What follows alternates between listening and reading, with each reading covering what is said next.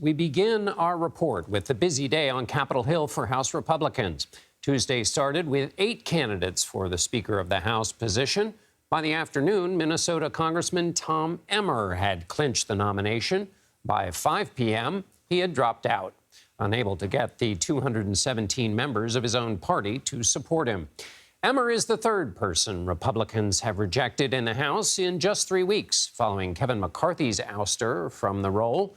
The party also failed to rally behind number 2 House Republican Steve Scalise and Ohio Congressman Jim Jordan. Now a new round of candidates are vying for the speakership.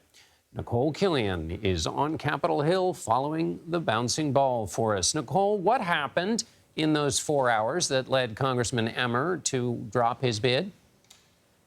Well, I think that graphic pretty much tells the story. I mean, just like his predecessors, he was not able to get the votes. It played out a little differently than what we saw happen, for instance, with Jim Jordan last week, where we saw a number of members hold out their support on the House floor. Instead, this happened behind closed doors. Look, Tom Emmer did emerge as the speaker designate. He was able to secure enough support to make it that far. But then once he reached that threshold, you know, he only had just over about 100 votes internally. And so he called for a roll vote inside of that conference meeting because there has been a desire to try to present a more unified front to make sure they had those 217 votes before they went to the floor. But when they took those roll call votes, he didn't have them. And so then he proceeded to talk to members to try to understand what their concerns are, whether he could change their minds, whether he could flip them. Ultimately, he was not successful, and that's why we saw him drop out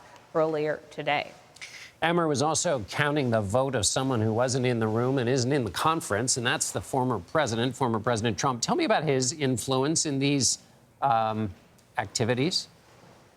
Yeah, well, I think it remains to be seen whether that ultimately was the death knell in Emmer's coffin, if you will. But as some members told me, it didn't necessarily help matters. So the former president put out this Truth Social post this afternoon calling Emmer a Republican in name only. Now, we know that Emmer spoke with the former president over the weekend. And just yesterday, the former president, said some positive things about Emmer and suggested that they were in good standing, even though they had their differences. But then once Emmer secured the votes inside of that secret ballot and became the speaker designate, that's where we saw the former president put out this Truth Social post and ultimately really saw an exodus in terms of the number of members backing him. I, for instance, spoke with Marjorie Taylor Greene, Congresswoman out of Georgia, asked her if, for instance, Emmer's position on the 2020 election, if that is why she opposed him. And she said that she did. As we know, Tom Emmer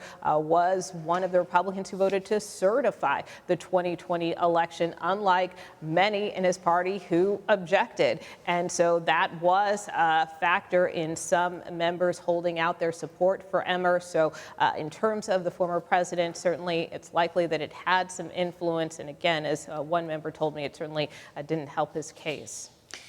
It's extraordinary that so many years after the 2020 election, it is causing tremors inside this race. Finally, the question, Nikole, is someday Republicans are going to have to work with Democrats. There's a government funding bill that has to be taken care of. There's money for Israel, Ukraine. Is anybody talking about an exit ramp, something other than continuing to have more votes and not picking a speaker? You know, that has been the talk here on the Hill as we've gone round after round after round. And, many Republicans have told me, they understand the urgency and that they have to move quickly on this. But it's like as soon as they take a step forward, they take 2 steps back here. I did speak earlier with Congressman Dusty Johnson, who's kind of been a broker in some of these discussions. And here's what he had to say about the path forward. Part of the issue is when you have Democrats who are willing to embolden some of the most extreme voices in our conference 3 weeks ago, can we trust them not to do the same thing a week from now or a week from then? So what he was saying there and what he told me is that there are some trust issues between Republicans and Democrats given that vote to oust Kevin McCarthy. And so he did question whether or not, for instance, it was feasible perhaps to move forward with this alternate plan of maybe empowering Speaker Pro Tem Patrick McHenry to take on additional power, so at least they can get back to the business of governing. That was an idea that was proposed last week. It didn't win much support within the Republican conference, and something like that would ultimately potentially need Democratic support. So again, Congressman Johnson expressing some skepticism about that, but bottom line, Republicans will need to find a path forward here. Indeed. Nikole Killion on Capitol Hill. Thanks so much, Nikole.